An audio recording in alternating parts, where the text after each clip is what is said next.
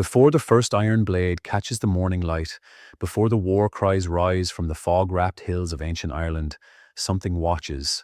A single crow, perched upon a standing stone slicked with rain, turns its obsidian eye toward the field below. It does not startle, it does not flee. It simply waits, as it has always waited, with the patience of something that has seen every war the world has ever offered. This is not merely a bird. The people of the old land knew it in their bones. When the crow gathered before battle, the Morrigan had already made her choice, and her choices were never undone. Her name in Old Irish, Morrigan, means Great Queen or Phantom Queen, depending on the tongue that speaks it and the fear behind the words. She rises from the oldest strata of Irish mythology, a being who predates the saints, predates the high kings, predates perhaps even the first human foot that pressed into the dark soil of Eriu. She is not a goddess of war in the simple sense, not a deity who grants victory to the strongest arm. She is something more ancient and more terrible. She is the force that decides whether a war should happen at all. She is fate wearing feathers. She is sovereignty wearing a crown of blood. The ancient texts do not give us one Morrigan. They give us three, a trinity of terror woven from a single divine thread. There is Badb, the crow, who screams over the battlefield and whose cries foretell death and disaster. There is Macha, the sovereign, whose power is rooted in the land itself, in horses and harvest, and the blood right of kingship. And there is Nemain, the frenzied one, whose very presence on the field of war drives men to madness, their minds shattered before a single blow is struck. Together they are called the Morrigan, three mouths of the same prophecy, three faces of the same terrible truth. They are one, and they are many. She belongs to the Tuatha De Danann, the divine race that ruled Ireland before the coming of mortal men.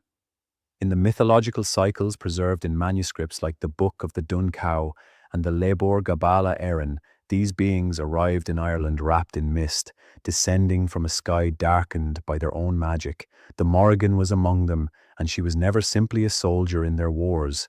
She was their omen. She was the dark intelligence behind their victories.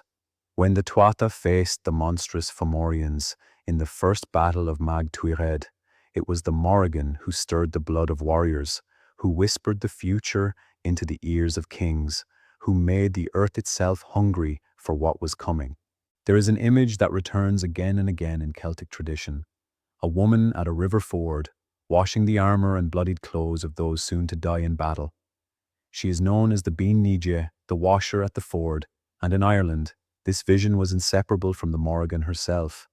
To see her at the crossing was to receive a sentence, not a warning. The river water ran red around her pale hands. She did not weep.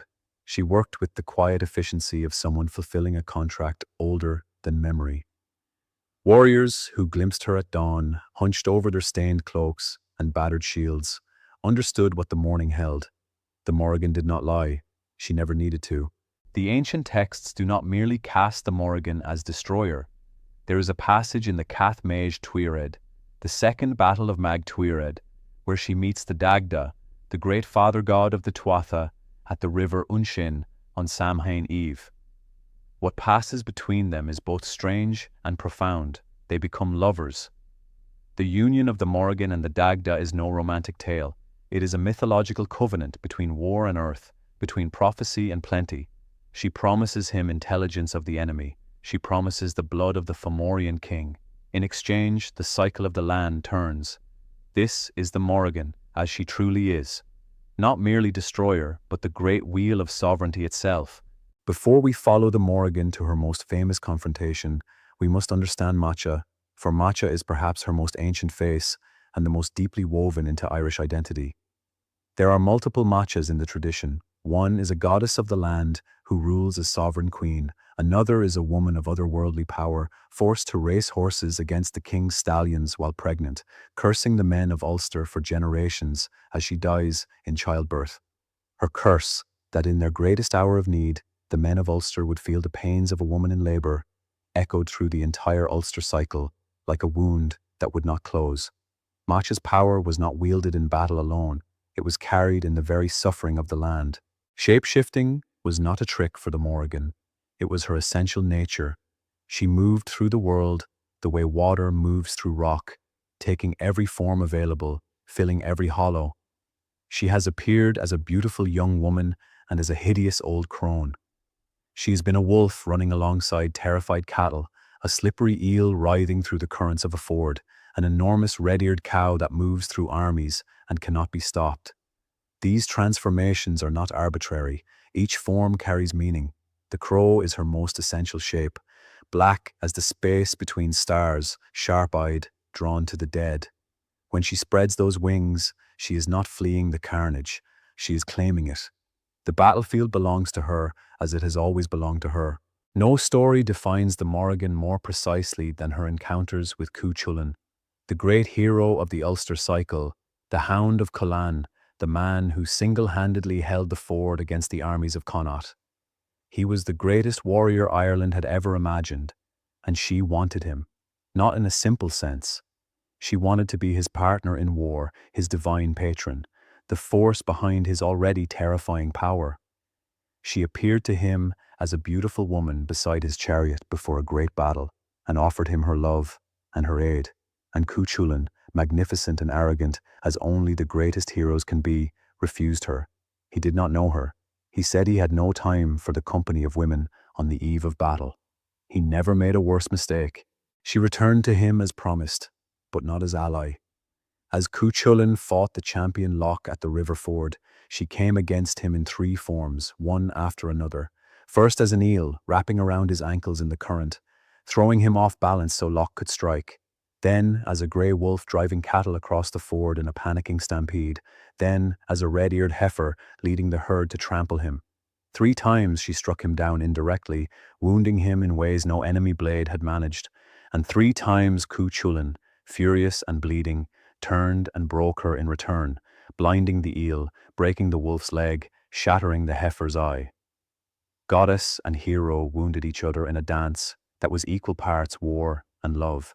After the ford battle, the Morrigan came to Chulainn once more, this time wearing the shape of an old woman milking a cow. She was wounded from his counterattacks. She was blind in one eye, lame in one leg, her ribs broken. And yet she offered him milk from the cow 3 times, each time receiving his blessing in return. He did not know her. Each blessing he gave unknowingly healed one of her wounds. When the 3rd draught was drunk and the 3rd blessing spoken, she was whole again.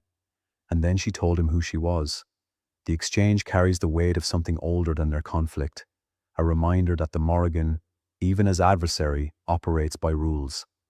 Blessings given in good faith have power even when the giver is a fool. When the Morrigan wore the face of Badb, she became sound as much as shape. Her scream, the battle cry that tore across the field, was itself a weapon and a sentence. Ancient sources describe her hovering over armies in the form of a hooded crow, screaming, and entire battalions breaking into uncontrolled frenzy, men turning on their own companions, terror becoming indistinguishable from courage. This was Nemain's work too, the 3rd face, whose name means panic or venomous frenzy. In the Ulster cycle, Badb's cries during the Tainbo Quailinge caused 100 warriors of Connacht to fall dead in the night from sheer terror. No weapon was drawn, no blow was struck. The Morrigan had simply opened her mouth and let fate pour out. To understand the Morrigan fully, one must understand the Celtic concept of sovereignty, a principle so central to Irish mythology that it shaped every king, every battle, every legend. The land was not merely territory, the land was a woman, and the king who ruled it entered into a sacred marriage with that woman, a goddess of sovereignty who might appear as a beautiful queen or a hideous hag, and whose true face depended on whether the king was worthy. The Morrigan is inseparable from this tradition. She is the land of Ireland, made divine and dangerous. When she offered herself to Chulainn, she was not making a personal appeal. She was offering him Ireland itself, the great covenant of warrior and earth. His refusal was not just an insult, it was a severing. When the Tuatha De Danann faced the Fomorians in the 2nd Battle of Mag Tuired, the Morrigan had already made her covenant with the Dagda. She had promised him the blood of the Fomorian king Indech. She delivered. The ancient text describes her arriving at the battle, bearing 2 handfuls of blood from the fallen enemy king, a visceral, unsettling image that strips away any comfortable distance between the divine and the brutal. She stood before the assembled Tuatha and prophesied in verse the destruction of the world that was coming. But first, she sang their victory into being. The Morrigan's prophecy did not merely predict, it shaped. Her words on the eve of that great battle were themselves a weapon as sharp as any spear the Tuatha carried. In the end, the Morrigan returned to Chulainn as she had always promised she would, not as enemy this time, but as witness. The hero had been maneuvered into breaking every one of his sacred bonds, his geese, the taboos that protected him until he stood alone on the plain, his power hemorrhaging through every violated oath. When the final spear struck him, he lashed himself to a standing stone so he would die on his feet, so his enemies would not see him fall. As he died, a crow descended and perched upon his shoulder. Some say it was only then, standing on a dead man's shoulder, that the Morrigan showed what she had always been beneath the war and the fury, something that mourns, something that remembers every warrior it has ever watched die. Scholars of Celtic tradition have long traced the Morrigan backward into even older strata, finding connections to the Cailleach, the divine hag of winter who shaped the mountains of Scotland and Ireland with her hammer, who held the season of cold and dark in her body the way a seed holds a tree. The transforming hag who becomes a young queen at the touch of the worthy king is a mythological pattern of extraordinary age, and the Morrigan moves through it with ease. She is never only what she appears, she is always in the process of becoming something else. This is her deepest lesson, that the divine feminine in Celtic tradition is not fixed or decorative. It is a force in constant motion, wearing every face the world requires, serving a purpose too large for any single name.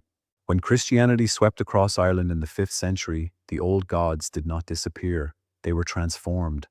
Some became saints, some became fairy kings buried under hollow hills. The Morrigan became something more disturbing. She bled into the image of the banshee, the bean seed, the wailing woman whose cry announces death to the great families of Ireland. She became the spectral woman glimpsed at crossroads. She became the voice in the wind before a storm. The monks who preserved the old myths in their monasteries could not erase her. She was too deeply embedded in the land itself. So they wrote her down, these terrifying stories, these impossible women, and in doing so preserved something that no conversion and no century could fully contain. She outlasted everything, as she always knew she would. Even those who have never heard the name Morrigan know her in some form. She moves through Irish culture like a river moving underground, invisible on the surface but shaping everything above. The banshee that modern Irish tradition associates with death is her most recognizable descendant. She keens for the great families, the O'Neills, the O'Briens, her wail carrying across bogland and dark water on the night before a death. She has been sighted in a white dress, in a grey cloak, with streaming red hair, with hair black as a crow's wing. She is never quite the same twice, because she was never meant to be. She is change itself. She is the moment before the ending. And across the centuries, in the deep country of Connaught and Munster and Ulster, people still lower their voices when they speak her name after dark. In the second battle of Mag Twyard, after her prophecy of victory, the Morrigan then turned and spoke a second prophecy, and this one was different. It described a world at its ending, summer without flowers, cows without milk, women without shame, men without valor, seas without fish, trees without fruit. Ancient scholars called it the Anti-Din-Shenchas, the dark mirror of blessing. It has haunted interpreters for centuries because it reads less like ancient mythology and more like a lament for something already lost or something always coming. The Morrigan stands at the end of every age. She was there at the first battle. She will be there at the last. She is not the cause of destruction. She is the witness, the announcer, the crow, on the post at the end of every road. She is still here, not as superstition, not as symbol, as truth. Every culture that has ever gone to war has needed to explain why. Every people that has faced destruction has needed a face for fate. The Morrigan is Ireland's answer, ancient, uncompromising, and honest in a way that comfortable faiths rarely manage. She does not promise salvation. She does not offer comfort. She offers only witness and the terrible clarity of a world seen without illusion. When a crow lands near you and holds your gaze a moment too long, something in your oldest memory stirs. The land remembers, the blood remembers. Before the gods of mercy, before the gods of light, there was this, a dark figure at the ford, washing what the battle leaves behind, watching, waiting, knowing what comes next. She always has.